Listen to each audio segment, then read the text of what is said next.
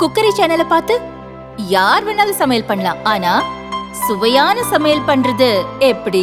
நான் இதயம் நல்லெண்ணெயில சமையல் பண்றேன். ஆஹா ஓஹோன்னு பாராட்டுறாங்க. நீங்களும் இதயம் நல்லெண்ணெயில சமையல் பண்ணுங்க, பாராட்ட வாங்குங்க.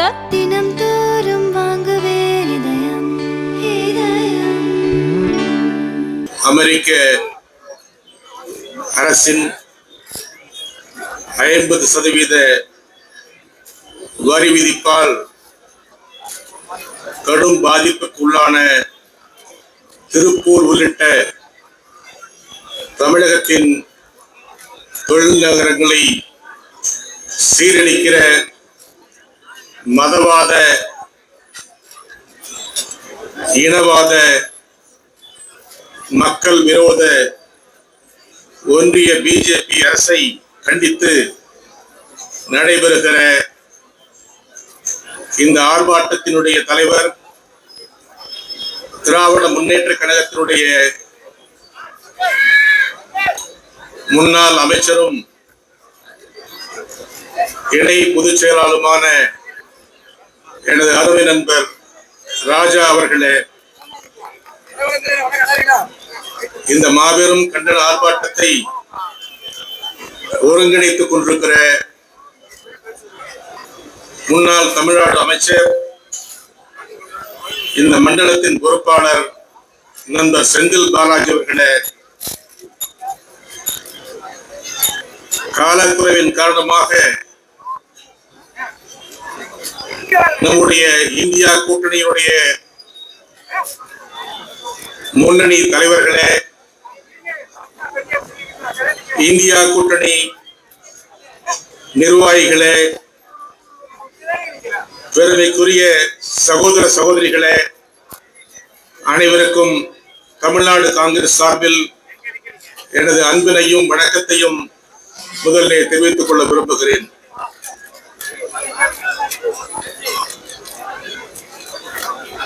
மாண்புமிகு தமிழக முதல்வர் அருமை சகோதரர் தளபதியுடைய வேண்டுகோளின் அடிப்படையிலும்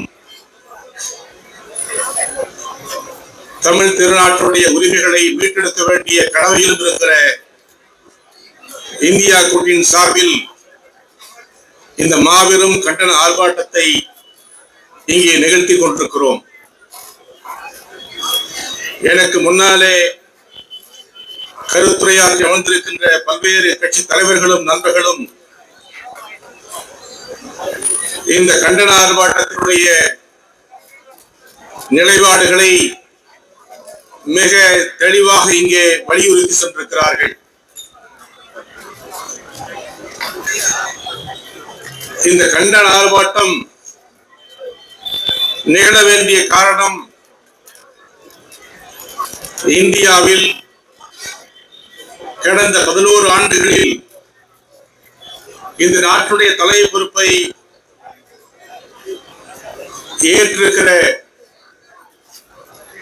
பாஜக அரசும் பாஜக அரசின்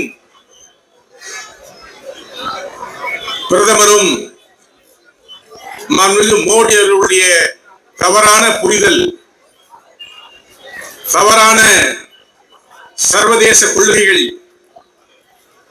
தவறான பொருளாதார கொள்கைகள் தான் இன்றைக்கு இந்தியா இந்த நிலைக்கு வந்திருக்கிறது.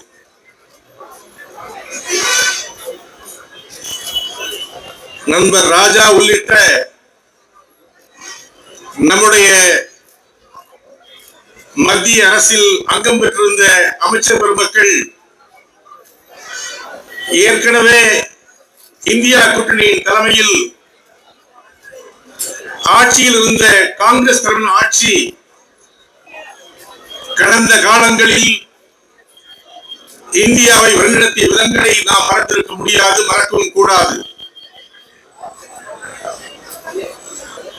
காங்கிரஸ் தலைமையில் ஆட்சி இருந்தாலும் இந்தியாவின் ஒருமைப்பாட்டை, இந்தியாவின் ஜனநாயகத்தை, இந்தியாவின் மதச்சார்பு கொள்கைகளை நாம் வலியுறுத்தியும் வரவேற்றும் ஒரு காலம் தவறு நடக்காமல் பார்த்துக் கொண்ட பெருமை இந்தியா கூட்டணி தலைவர்களுக்கு உண்டு.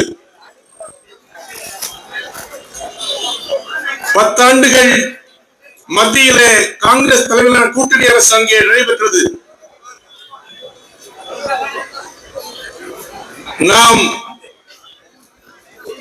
நம்முடைய மக்களுக்கான அரசை ஜனநாயக கடமையில் தவறாமல் நடத்தி வந்தோம். நண்பர் திருமா அவர்கள் இங்கே குறிப்பிட்டார்கள், டாக்டர் மன்மோகன் சிங் அரசில் நண்பர் ராஜா மிக முக்கியமான துறை அமைச்சராக செயல்பட்டார்கள். தமிழகத்தின் பல தலைவர்கள் அங்கே பொறுப்பேற்றிருந்தார்கள். தலைவர் கலைஞருடைய ஒத்துழைப்போடும் வழிகாட்டோடும் ஆட்சி அங்கே நடந்தது. நம்முடைய ஆட்சியின் காலத்தில் பெட்ரோல் விலை, டீசல் விலை என்னவென்று நண்பர் திருமா குறிப்பிட்டதை நான் வரவேற்கிறேன். நம்மால் 100 ரூபாய்க்கு 100% பொருட்களுக்கு வாங்கிய விலை இன்றைக்கு 40 ரூபாய்க்கு தனியாருக்கு போகிறது என்பதை குறிப்பிட்டார்கள். இன்றைக்கு பிரச்சனைக்கு முக்கியமான காரணமே மோடியும் அவர் நண்பர்களும் கொள்ளையடிப்பதற்காக ஒரு ஆட்சி நடந்து கொண்டிருக்கிறது, மக்களுக்கான ஆட்சி அல்ல. இன்றைக்கு திருப்பூருக்கு வந்திருக்கிற பிரச்சனை, தமிழ்நாட்டுக்கு வந்திருக்கிற பிரச்சனை, இந்தியாவுக்கு வந்திருக்கிற பிரச்சனை என்னவென்றால், தனி மனிதர்களுக்காக ஒரு ஆட்சி நடக்க வேண்டுமா அல்லது மக்களுக்கு ஆட்சி வேண்டுமா என்பதுதான் நம்முடைய இருக்கிற கேள்வி. இந்தியாவிலே கடந்த 10 ஆண்டுகளில் குறிப்பிட்டு சொல்ல வேண்டும் என்றால், மத்திய அரசாங்கத்தின் நிறுவனம் இந்தியாவில் 7 லட்சம் கோடியை நடுவண் அரசு ஒரு நன்கு பணக்காரர்களுக்காக தள்ளுபடி செய்திருக்கிற கொடுமையை பார்த்திருக்கிறோம். கடந்த 10 ஆண்டுகளில் 25 லட்சம் கோடி ரூபாயை 20 லட்சம் கோடி ரூபாயை 2 தனி மனிதர்கள் பெற்றிருக்கிறார்கள். அதற்கு இந்த அரசாங்கம் செயல்பட்டுக் கொண்டிருக்கிறது என்ற வருத்தத்தை பதிவிட வேண்டும் என்று விரும்புகிறேன். இந்தியாவிற்கு ஜனநாயகத்தை வழங்கிய நாம் இன்றைக்கு அது கேள்விக்குறியாக மாறிவிட்ட கொள்கையை பார்க்கிறோம். இங்கே நண்பர்கள் சுப்பராயன் அவர்களும் மற்றும் குறிப்பிட்டார்கள், ஏற்கனவே இருக்கிற 16% போக கூடுதலாக 50% வரி விதித்தால் இந்த திருப்பூர் தொழில் நடிவடைகிறது, ஏற்றுமதி செய்ய முடியாத நிலைக்கு தள்ளப்பட்டிருக்கிறது. தமிழ்நாட்டில் இருக்கிற இந்த பின்னலாடை தொழில் மட்டுமின்றி,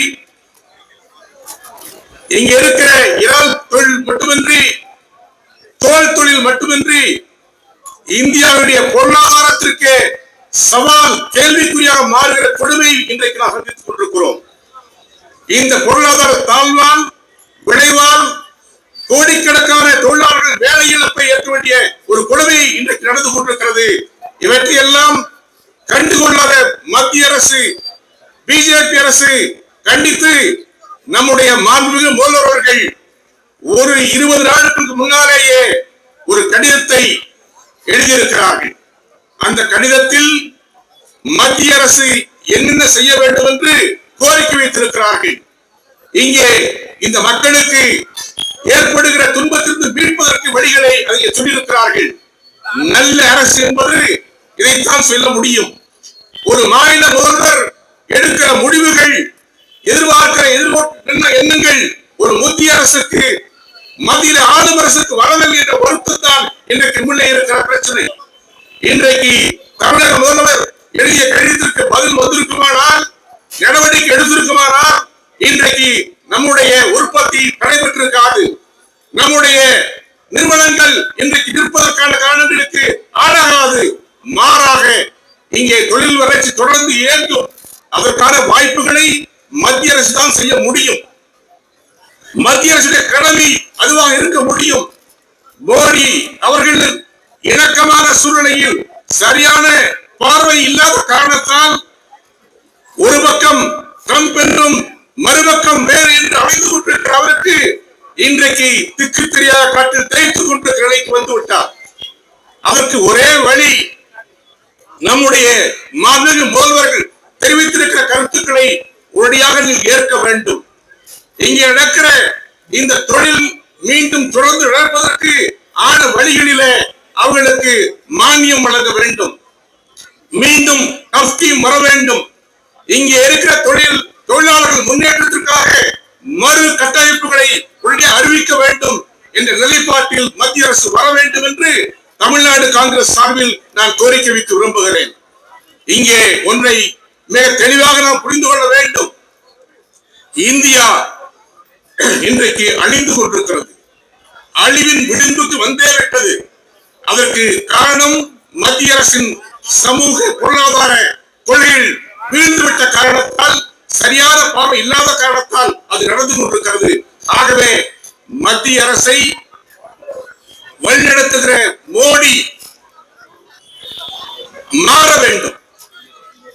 அன்பு தலைவர், இந்தியாவின் எதிர்கட்சி தலைவர் ராகுல் காந்தி தொடர்ச்சியாக இந்தியாவுடைய பொருளாதார கொள்கைகளையும் இந்தியாவுடைய வெளிநாட்டு கொள்கைகளையும் தொடர்ந்து விமர்சித்து வருகிறார். நீங்கள் இந்த நாட்டு மக்களுக்கான கொள்கையை வெளிவக்க வேண்டும் என்று நாடாளுமன்றத்திலும் மக்கள் மன்றத்திலும் விளக்கிக் கொண்டிருக்கிறார்கள். இந்த பிரச்சனைகளை பற்றி தமிழக முதல்வர் எழுதிய கடிதம், தமிழ்நாட்டு பிரச்சனைகள், இந்திய பிரச்சனைகளை இந்திய தேசிய காங்கிரஸ் முழுமையாக மக்களுக்காக நின்று போராடும் தலைவர் ராகுல் காந்தியும் தலைவர் கார்கே அவர்களும் தமிழக முதல்வருடைய கரங்களை வலுப்படுத்துவார்கள். தமிழ்நாட்டு மக்கள் கரங்களை வலுப்படுத்துவார்கள். இந்த போராட்டம் வெல்வதற்கு தமிழ்நாடு காங்கிரஸ் உங்களோடு இருக்கும் என்ற நம்பிக்கையை தெரிவித்து விடைபெறுகிறேன். நன்றி. ஜெயந்த்.